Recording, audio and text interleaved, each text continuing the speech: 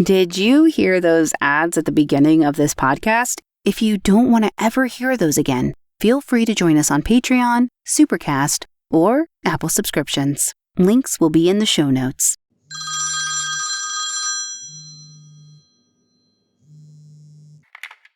Hi, I'm having some problems with my husband. Girl, leave him. No, get with his friend first. No, lawyer up, hit the gym, move on. Welcome to Consejitos Anonymous, where we give you advice, share your secretos, and dive into all the juicy chisme. Tell us your issues. We have some consejitos. I'm Lainey. I'm Aiden. And we're Carmen and Christina. Tune in and subscribe on YouTube or wherever you get your podcasts. Your secrets are safe with us. And so is the chisme.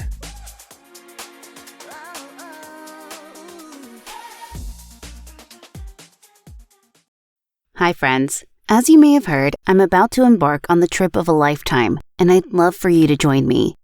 At the end of February, I'll be traveling across Chile and Argentina with Josh from True Crime Bullshit and Charlie from Crime Lines. Some spots are still available, so if you're interested, just click on the link tree in the show notes to learn more. If you'd like to see a trip like this happen in the US, please let me know by responding to the poll on Spotify. If you're not on Spotify, feel free to send me a DM on Instagram. I hope you'll be able to join us. On a side note, I want to express my gratitude to you, the listener. You've kept the show going all these years, and it truly makes me happy to have such a supportive community. If you'd be so kind, I'd love it if you could leave a 5-star review or make a post on social media to let me know you're out there. It would make the perfect birthday present. Thank you so much. Okay, enough of the business. On to the show. Hey, spooky friends, it's Lainey from It's Haunted What Now and True Crime Cases with Lainey, and I've got some thrilling news to share. I'm beyond excited to announce that the Beyond the Veil Festival is coming to New Orleans, Louisiana on September 27th through the 28th, 2025. This isn't your average paranormal event. Beyond the Veil is all about creating a safe, inclusive space where we promote ethics in paranormal content and spotlight voices that are often pushed aside, including BIPOC, queer, and women creators. Early bird tickets are now on sale, and you can grab them at the lowest price available. But act fast because these tickets are limited and won't last long. Join us for an intimate, immersive experience where you can connect with like-minded enthusiasts and explore the paranormal world in a meaningful way. Head to beyondtheveilfest.com or click the link in the show notes to get your tickets and to be part of this extraordinary festival. I can't wait to see you there and dive into the mysteries that await. Until then. Did you hear that? Explicit content is found in this episode, so listener discretion is advised. Welcome back to True Crime Cases. I'm your host, Lainey. The concept of a love triangle likely spans as far back as relationships themselves, from historical figures like Cleopatra, Mark Antony, and Octavia, to modern scenarios involving personalities like Bill and Hillary Clinton alongside Monica Lewinsky. It's something the presses and their publics love to hate. Why do they do it? Well, some are driven by curiosity, seeking answers beyond their current situations. In such triangles, the spurned lover can emerge from any background, displaying a facade of normalcy until something within them fractures. When such stories surface, whether ancient or contemporary, the public's appetite for sensational narratives remains insatiable. Lisa Nowak epitomizes determination. From a young age, she harbored the audacious dream of becoming an astronaut and pursued it relentlessly. Scaling the heights of academia, Lisa's journey culminated in her historic voyage to space in 2006, defying expectations every step of the way. Amidst her professional ascent, Lisa also navigated a fulfilling family life with her husband, Richard, also a NASA elite. They raised 3 children, balancing the demands of their careers with parental responsibilities. Yet, beneath the veneer of success, cracks appeared. After nearly 2 decades of marriage, Lisa engaged in an extramarital affair with a colleague. When this affair dissolved, Lisa's reaction was not one of resignation, but of determination. She embarked on a misguided mission, illustrating the depths to which unchecked desires could lead. This is Love Bites, Lisa Nowak. Okay, on to the show.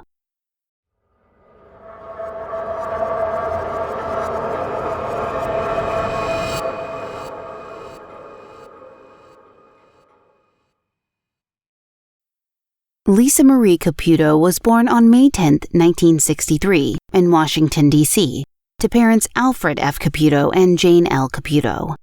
Just as Lisa grew up, her parents were highly bright. Her father was a computer consultant and her mother worked as a biological specialist. The family, which went on to include Lisa's two younger sisters, Andrea and Marissa, resided in Rockville, Maryland. Lisa was quite active during her school years. First at Lux Manor Elementary School, then Tilden Middle School, and finally at Charles W. Woodward High School, all located in North Bethesda, Maryland.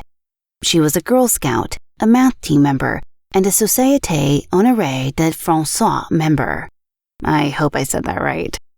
To maintain her membership in her latter organization, one which recognizes excellent grades in French scholarship, Lisa needed to keep an average grade of A in French, alongside a B average in her other subjects.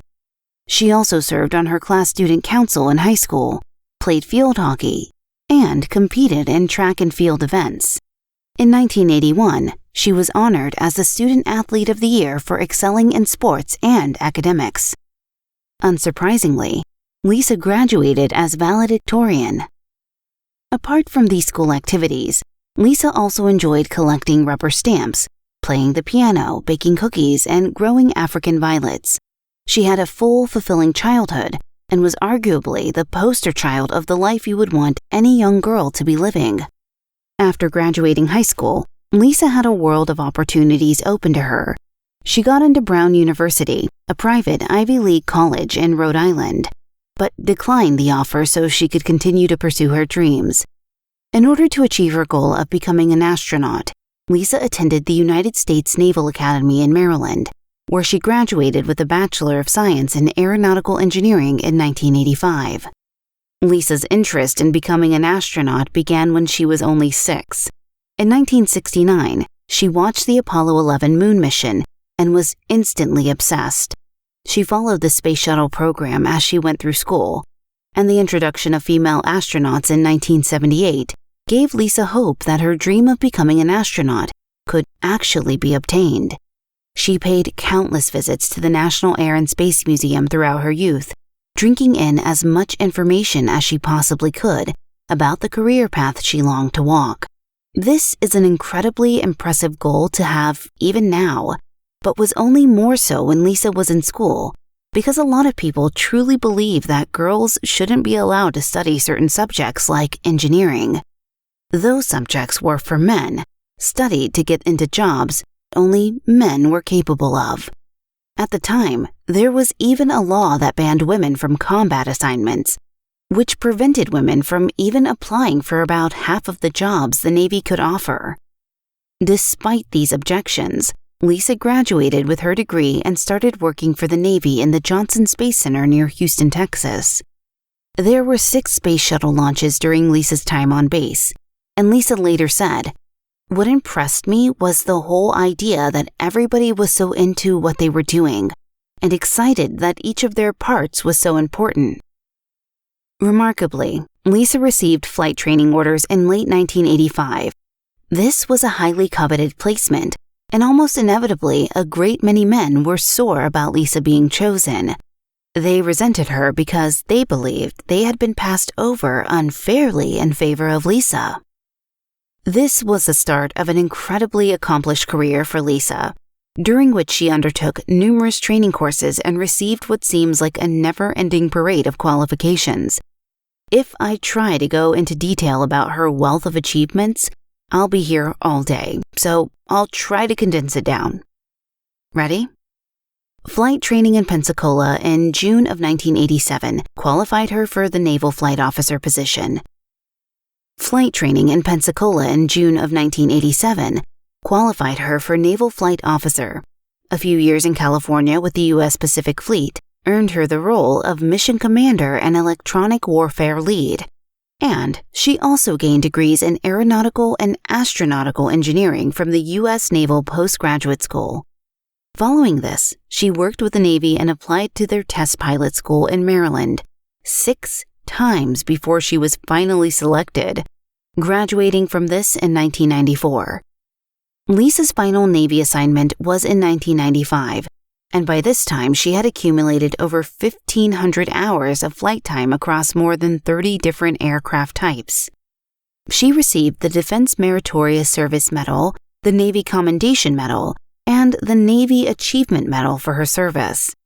Oh, and while she was with the Navy, Lisa also met and married her husband, Richard T. Nowak. Richard was a fellow Navy student from the United States Naval Academy in Maryland, and following their marriage at the Naval Academy Chapel, Lisa took Richard's last name, becoming Lisa Nowak. They had their first son while Lisa was undertaking her postgraduate degree, the Master of Science one in 1992. No big deal for Lisa, apparently. On June 15, 1995, Lisa's dreams inched ever closer when NASA announced it was selecting a new group of astronauts. But for naval officers like Lisa, it wasn't as easy as just sending in an application directly to NASA. She had to submit her application to a review board for approval before it would even be forwarded to NASA, along with over 2,400 other applications. But in early 1996, Lisa was thrilled to discover that she was selected as one of 150 finalists deemed qualified for the position. Then, after a week-long period of orientation, interviews, and medical evaluations, Lisa learned that she had been selected as a mission specialist, one of only 25, while just 10 astronauts were also selected. To enable this step up the career ladder, Lisa and her family moved to Houston, Texas to be near the Johnson Space Center, where training would take place. Lisa's husband, Richard, was a naval flight officer who had transitioned from active duty in 1998, but remained active in flying through the United States Naval Reserve. After the move, Richard began working as a space communications contractor with an aerospace company and also served as a flight controller at the Johnson Space Center's Mission Control Center. The lucky 35 chosen ones began their astronaut training on August 12, 1996, joined by 9 international astronauts. This consisted of survival training, a 3-day excursion to the Grand Canyon to study geology, and classes on the space shuttle's intricate systems. As a mission specialist, Lisa was expected to fly at least 4 hours a month in a specific Navy aircraft, as well as completing other training that took place aboard another aircraft, fondly known as the Vomit Comet. This particular craft earned its nickname because it simulates the experience of being in space. Lisa completed astronaut training in August 1998. She specialized in operating the space shuttle's robotic arm at the astronaut office and also served as a communicator in the Mission Control Center. She carried out this role in April 2001, assisting as the crew of the Space Shuttle Endeavour installed a robotic arm in the International Space Station. In October 2001, Lisa gave birth to twin daughters, and she and her husband arranged their work schedules to ensure one of them was always with their children. This arrangement continued smoothly until 2002, when Richard was recalled to active duty in response to the events of 9/11. Richard's absence left Lisa as essentially a single mother with 3 children to care for. In January 2004, Lisa took part in an 11-day Canadian cold weather survival training course, which began with 4 days of instruction from the Canadian Armed Forces. After that, the team was left in the wilderness in northern Quebec and had to navigate their way back on foot. Lisa was one of 6 international astronauts on the training, 3 from the US, and 1 each from Sweden, Russia, and Canada. The group covered 12 miles in 11 days, completing the course on January 29th.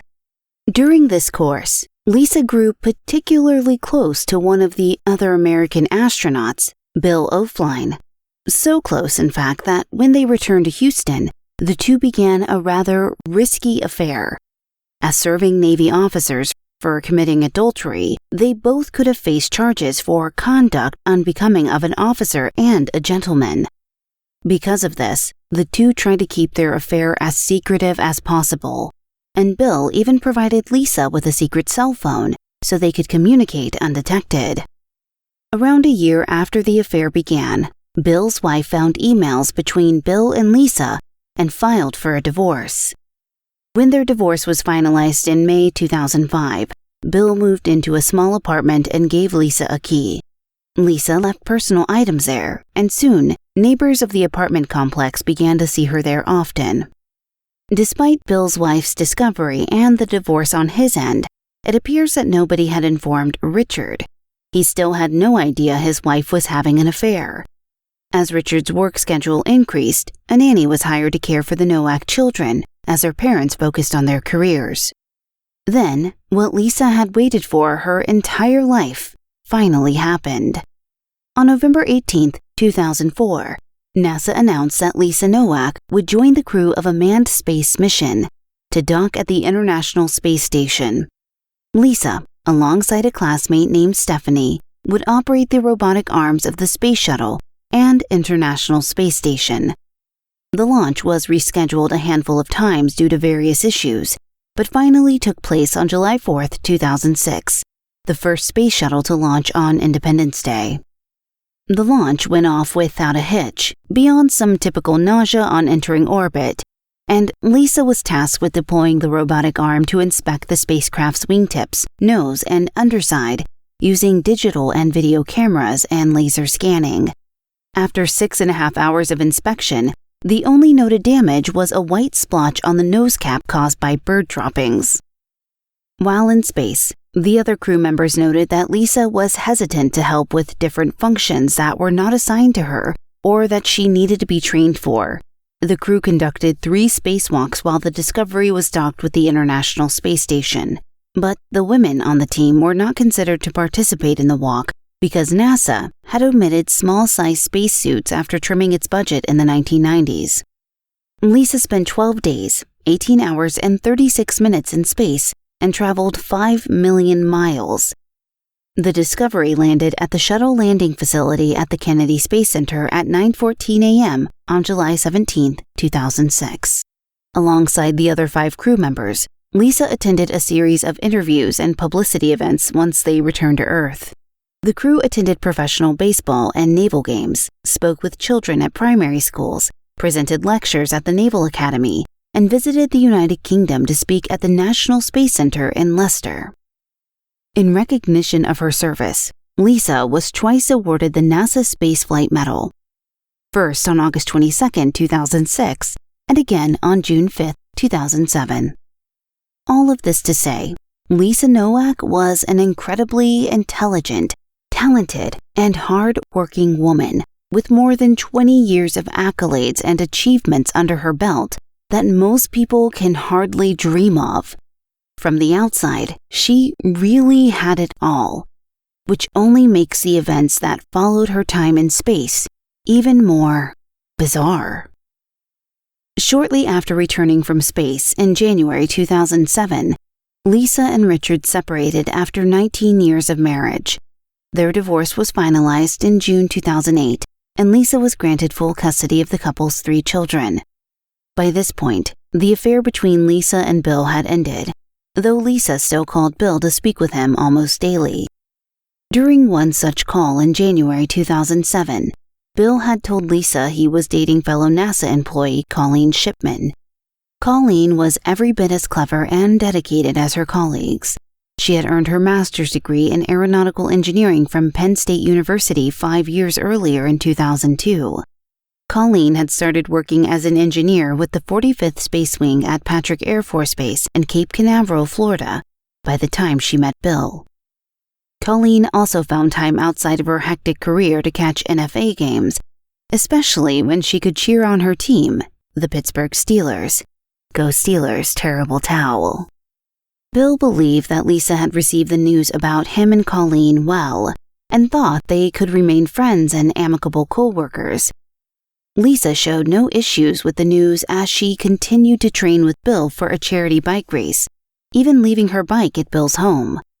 This might have been just a friendly gesture, but Colleen was uncomfortable with Lisa's bike being there and asked Bill to have Lisa remove it.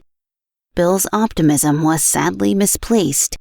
Even though he and Lisa were no longer romantically involved, Lisa was unhappy that Bill had moved on from her so quickly. In fact, she was so fixated on Bill's new relationship that she decided to confront Colleen about it. What did she have that Lisa didn't?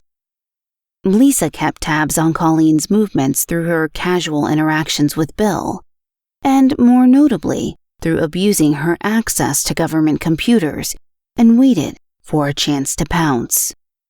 That chance came at around noon on Sunday, February 4th, 2007, and Lisa began driving Richard's car from her home in Houston. Her destination? The Orlando International Airport, where Colleen's flight was due to land late that night. Lisa's journey would cover a total of 900 miles and take 12 hours to complete.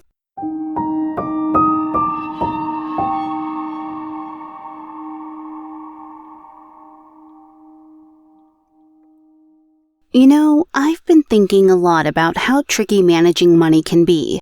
If you're like me, you probably wish you started investing sooner or understood how to make your money work for you earlier on. But here's the good news. It's never too late to start. And I found something that makes it really easy. You've heard me talk about Acorns before. Today's episode is sponsored by Acorns, an app that makes it simple to save and invest for yourself, your kids, and even your retirement. Here's why I love it. You don't need a lot of money or expertise to get started with Acorns. You can invest with just your spare change. Acorns recommends an expert-built portfolio that fits your goals, then automatically invests your money for you. And right now, Acorns is putting their money into your future too. Open an Acorns Later IRA and get up to a 3% match on new contributions. That's extra money for your retirement. For me, Acorns has really changed the way I approach investing. It's helped get me on track with my long-term goals without feeling overwhelmed. I love how easy it is to just set it and forget it. So if you're ready to start investing in your future, head to acorns.com/TCFC or download the Acorns app to get started today. Paid client testimonial. Compensation provides incentive to positively promote Acorns. Investing involves risk. Acorns Advisors, LLC, an SEC-registered investment advisor. View important disclosures at acorns.com/TCFC.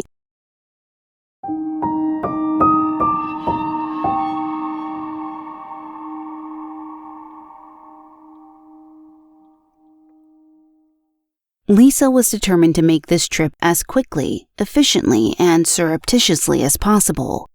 She wore adult diapers so that she wouldn't have to make rest stops, which meant not making any car transactions, not being caught on store cameras when she used their restrooms. In her mind, there would be no way of proving she had made the journey at all. Lisa finally reached the airport around 12:30 a.m. on February 5th, 2007. Lisa had accessed government computers to find information about Colleen's flight times, and she was ready and waiting for Colleen when her flight landed at 1:05 a.m. Lisa had disguised herself so that nobody would recognize her. She was wearing a wig, glasses, and a trench coat. Not everything went to plan, though. Lisa watched as Colleen went to claim her suitcase, but it was not found on the carousel, and she had to wait as Colleen made inquiries. The baggage claim office told her that the suitcase would arrive on the next flight, which was scheduled to land at 3:00 a.m., and Colleen was given a $12 food and drink voucher for her trouble. Colleen agreed to wait, eventually collected her luggage at 3:15 a.m., and boarded a shuttle to take her to the Blue Lot parking lot at 3:28 a.m. She had no idea that Lisa was following her every step of the way. But that changed when Lisa followed Colleen from the airport terminal to the darkness of the Blue Lot. Colleen suddenly sensed that someone was following her as she approached her car and made a break for it, quickly entering the car on the driver's side and immediately locking her doors. A furious Lisa then rushed to Colleen's car. Determined to not lose out on her chance, to confront who she saw as being the other woman and her and Bill's non-existent relationship. Lisa tried to get inside the vehicle by slapping on its windows, and when that failed, she began to cry. Despite this erratic behavior, Colleen rolled the window down a couple of inches to see if she could help this strange woman. Unfortunately, this act of kindness only resulted in Lisa attacking Colleen with pepper spray through the small gap in the window. At this point, Colleen sped away to find help, driving to a parking lot attendant's booth and calling the police. In what should have been completely foreseeable for someone with Lisa's apparent intelligence, airports aren't exactly short on security staff. And because of the proximity of the parking lot to the airport, several officers from the Orlando Police Department Airport Division arrived only minutes after the attack. As they apprehended Lisa, she was trying to dispose of a duffel bag containing the wig and coat, a pair of latex gloves, a BB pistol, a steel mallet, a 4-inch knife, rubber tubes, and plastic garbage bags. Lisa did not explain why she was carrying the weapons, and when later investigation brought up more questions, she also didn't explain driving through the night, booking herself into a hotel under a fake name, paying cash for any expenses, or any of her other actions. Lisa was promptly arrested at the Orlando International Airport on charges of attempted kidnapping, battery, and attempted vehicular burglary with battery and destruction of evidence. Her bond was set at $15,500. Of course, Lisa claimed her intentions weren't harmful in the slightest. She told investigators that she only planned to entice Colleen to speak with her about Bill. Lisa claimed that she and Colleen both had current relationships with Bill and were romantic rivals. Lisa characterized her relationship with Bill as more than a working relationship, but less than a romantic relationship, which, was news to Bill and Colleen. Colleen sought a restraining order against Lisa on Monday, February 5, 2007, after Lisa was taken into custody. Colleen wrote in court documents that Lisa had been stalking her for the past 2 months, and she felt threatened by her. Completely understandable given what Lisa had been trying to hide when the police caught her. Speaking of, a charge of attempted murder was added to Lisa's charges on Tuesday, February 6, 2007. Authorities claim that Lisa's collection of weapons in her possession at the time of her arrest indicated that she had deadly intent. In a written affidavit, Orlando police officer William Beckton stated that the circumstances of Lisa's apprehension create a well-founded fear and give this investigator probable cause to believe that Miss Nowak intended to murder Miss Shipman. Lisa pleaded not guilty to all charges against her, and the judge added $10,000 to her original bond. During a second hearing, Lisa's attorney Donald Lewinsky told Circuit Judge Mike Murphy, "The police department is seeking a second bite of the apple. What we have here is a desperate woman who wants to have a conversation with another woman. She didn't shoot her, she didn't stab her, she didn't do anything except spray her with pepper spray." Lewinsky stated that these facts would only support a battery charge. Prosecutor Amanda Cowan stated in that same hearing that Lisa's pre-planning was enough to support the charge for attempted murder, as well as the potential of a life sentence. At hearing this, Lisa snapped her head to attention. Cowan continued, "I think but for the victim's awareness of her surroundings and quickness to get in her car, this could have had a different outcome." 2 fellow astronauts flew to Florida for Lisa's arraignment. Captain Christopher Ferguson, who was a senior active-duty naval officer in the NASA Astronaut Corps at the time, attended as Lisa's commanding officer. Steve Lindsay, the commander of Lisa's shuttle mission, went as chief of the astronaut officer, the senior astronaut at NASA. Steve Lindsay testified that Lisa would pose no threat to anyone if she was released. Lindsay stated that Lisa and Colleen had not met each other before the airport encounter, and the two did not work together. Lindsay also said that wearing an electronic monitor to prevent future stalking would not interfere with Lisa's duties working back home at the Johnson Space Center. Despite this, on February 6, 2007, NASA suspended Lisa for 30 days and removed her from flight status. meaning she could not be assigned to a space mission. Lisa is believed to be the only astronaut in history who has been charged with a felony. Roger Launis, chairman of the Space History Division at the National Air and Space Museum, stated, "There is no instance like this I'm aware of in the history of the astronaut corps." By 5:30 p.m. that same day, Lisa's family had posted the $25,000 bond, and Lisa agreed to wear an electronic monitoring device. Under these conditions, Lisa was allowed to return home to Texas. The GPS monitoring device was a crucial element of this release, as it would alert Colleen by phone if Lisa were to so much as enter the state of Florida. On Wednesday, February 7, 2007, Lisa returned to Houston for a medical and psychiatric assessment at Johnson Space Center. She was met by police on the tarmac, her head covered with her jacket, and escorted to a Houston police car. Florida prosecutors filed 3 formal charges against Lisa on March 2, 2007. These charges included attempted kidnapping with intent to inflict bodily harm or terrorize, burglary of a conveyance with a weapon, and battery. Prosecutors ultimately decided not to file the attempted murder charge that was suggested by the Orlando police. The space agency terminated Lisa's assignment to NASA as a serving Navy officer on March 7, 2007. In that moment, 36 years of studying, hard work, and intensive training with the sole aim of pursuing an all but impossible dream were all for nothing. Wasted by Lisa in an apparent bout of irrational jealousy. Florida prosecutors released more evidence in the case on April 10, 2007. The previous week, a trial judge agreed to unseal some documents that describe the items found in Lisa's car.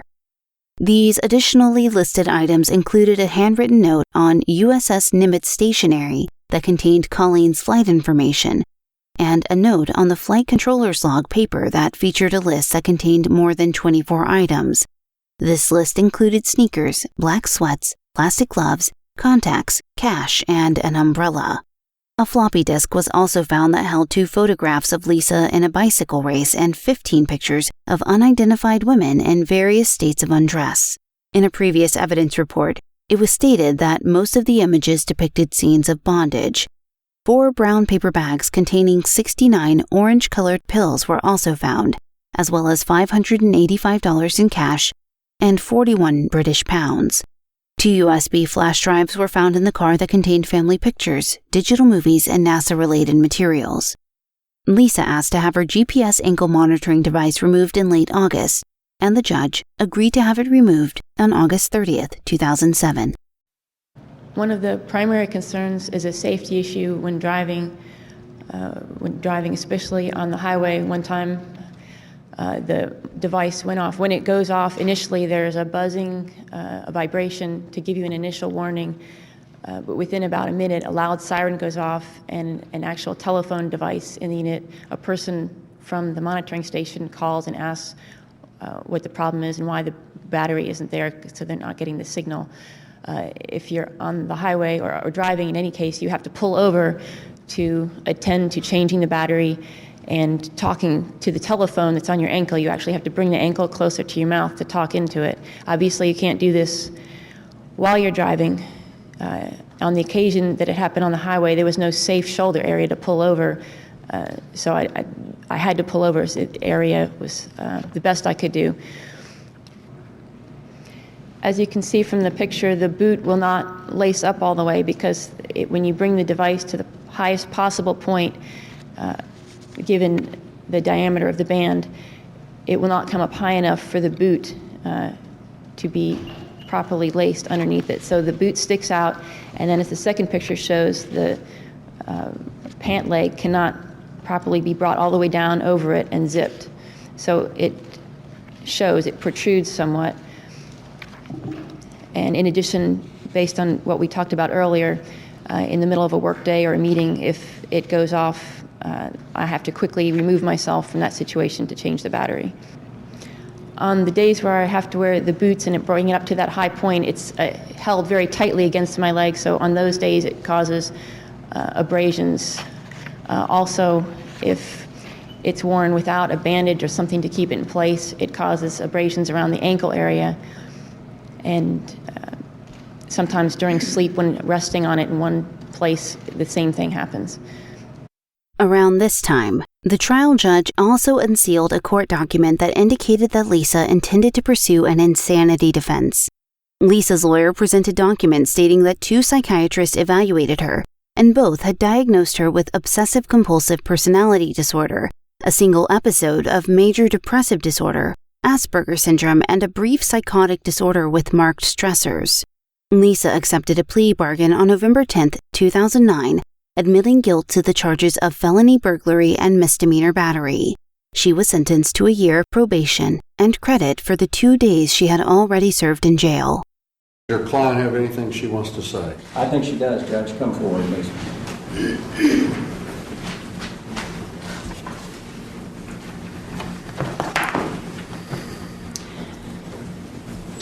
I'm glad to have this opportunity to apologize to Ms. Shipman in person. Why don't you turn and face Ms. Shipman when you do this? I'm glad to have the opportunity to apologize to you, Ms. Shipman, in person. I am sincerely sorry for causing fear and misunderstanding and all of the intense public exposure that you have suffered. I hope very much that we can all move forward from this with privacy and peace.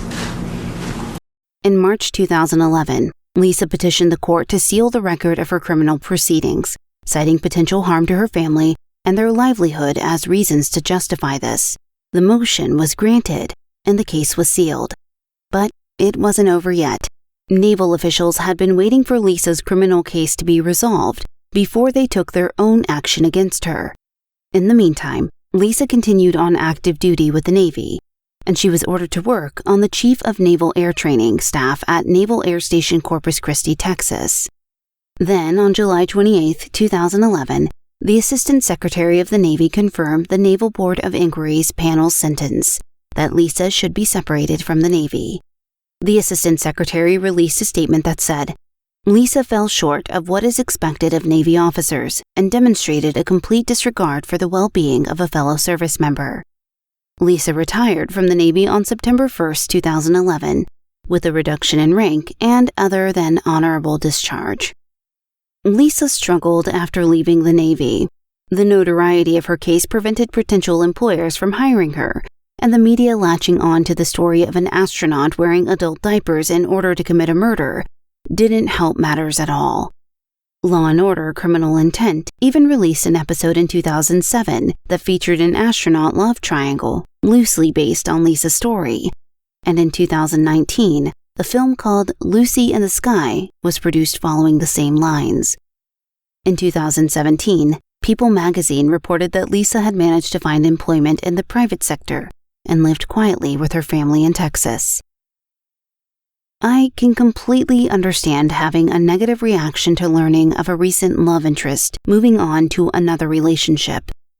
But what I can understand, as I am sure most people agree, was why Lisa Nowak decided to take her reaction as far as she did, especially since she had a once-loving marriage and family to look after. Also, I can't help but wonder, was this really just a psychotic break on Lisa's part? Was she really driven by a brief bout of mental illness that moved her hand to plan an apparent kidnapping and possible murder? Had she experienced anything similar before the situation, and has she experienced anything like it since? Or was this an attempt at cold-blooded murder that went very wrong, for the better, planned meticulously by a woman whose brains and intellect had seen her into space? Regardless, I'm just glad that nobody got harmed, and Colleen had the wherewithal to escape the clutches of her pursuer before it was too late.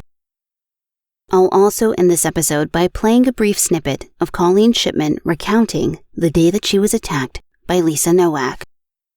Okay, listeners, thank you for joining me in this episode as we file away another true crime case. Thank you for the opportunity to speak today. My name is Colleen Shipman, as I just said, and shortly after I turned 30 years old, Lisa Nowak hunted me down and attacked me in a dark parking lot. Her attack was part of a well-researched, well-planned, and deliberate crime. Now, almost 3 years later, I'm still reeling from her vicious attack, and I'm still trying to put my life back together amidst the terrible, relentless media scrutiny that Lisa Nowak, thank you, brought down on me, first with her attack and later with her PR campaign. I knew in my heart when Lisa Nowak attacked me that she was going to kill me. It was in her eyes, a blood-chilling expression of limitless rage, and 3 years later, I'm still reeling from her vicious attack, and I'm still trying to put my life back together amidst the terrible, relentless media scrutiny that Lisa Nowak, thank you, brought down on me, first with her attack and later with her PR campaign. I knew in my heart when Lisa Nowak attacked me that she was going to kill me. It was in her eyes, a blood-chilling expression of limitless rage and glee. It's my understanding that Lisa Nowak had researched murder, corpse dismemberment, as well as disguises and trace evidence. And I'm 100% certain that Lisa Nowak came here to murder me, and I believe that she never thought she'd get caught. She began preparing for her crimes weeks before she committed them. She thoroughly researched my personal information.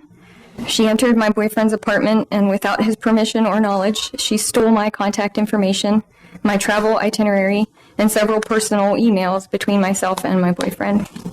She also collected my address, the latitude and longitude coordinates of my house, directions to my house, my cell phone number, and my email address. She gathered weapons and torture devices, which in her own words were too scary to even think about, but apparently not scary enough to prevent her from bringing them along during her attack on me. Lisa Nowak's claim that she only glee.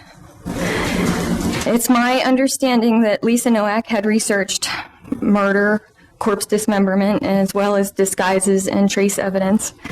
And I'm 100% certain that Lisa Nowak came here to murder me, and I believe that she never thought she'd get caught. She began preparing for her crimes weeks before she committed them. She thoroughly researched my personal information. She entered my boyfriend's apartment, and without his permission or knowledge, she stole my contact information, my travel itinerary, and several personal emails between myself and my boyfriend. She also collected my address, the latitude and longitude coordinates of my house, directions to my house, my cell phone number, and my email address.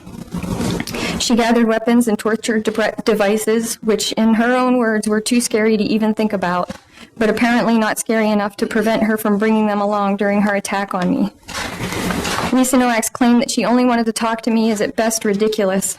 I believe it is one of many lies that she designed to deceive and gain sympathy from this court, NASA, the U.S. Navy, her friends, her family, and the American people. Please don't be fooled. I was fooled. Lisa Nowak is a very good actress. On February 5th, 2007, Lisa Nowak had ample opportunity to talk to me. She stealthily followed me inside the Orlando International Airport for hours.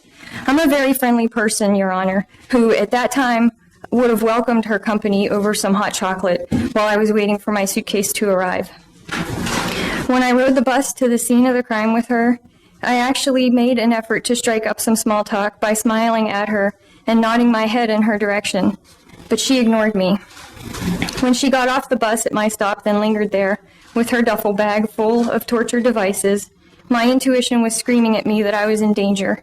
I ignored it, and I bid the bus driver good night. Contact information, my travel itinerary, and several personal emails between myself and my boyfriend. She also collected my address, the latitude and longitude coordinates of my house, directions to my house, my cell phone number, and my email address.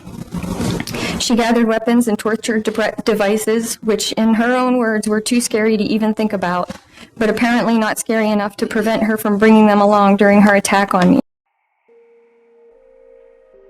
If you like our podcast, please review us on Apple Podcast or your podcast player of choice. It's a really big help. Follow us on social media. We're active on Twitter for now at truecrime_cases, Facebook at facebook.com/truecrimecaseswlaney, and Instagram at truecrimecases with Laney. Our website is truecrimecasespodcast.com, and you can follow me on Instagram at LaineyHobbsBO or on TikTok at LaineyHobbs. And we'd love to hear your episode suggestions. Send us an email, tcfcpod@gmail.com. This episode was researched and written by Rachael Spillers. She can be contacted at rachelspillersresearch@gmail.com and is a proud graduate of the True Crime Podcast Training Program. Editing and production assistance by Jesse Hawk of the Inky Paw Print. Audio engineering produced by the best in the business, Neeks at We Talk of Dreams. Check him out on Twitter at We Talk of Dreams or at theinkypawprint.com.